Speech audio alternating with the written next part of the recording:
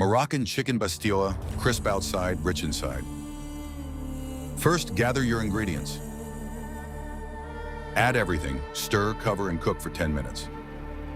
After 10 minutes, stir, add water, cover, and cook until tender. Remove the chicken, add the parsley, and let it reduce. Add the eggs one by one, stirring each one in. Mix the toasted almonds with powdered sugar and cinnamon. Remove the bones and shred the cooked chicken. Butter the warqa, add the filling, chicken, then almonds. Seal with egg yolk, wrap in a second warqa, and seal again. Bake for about 20 minutes until golden and crisp. Dust with powdered sugar and finish the decoration. Cut the Pastilla and reveal the filling inside. Cook slowly, gather warmly, and Besseha.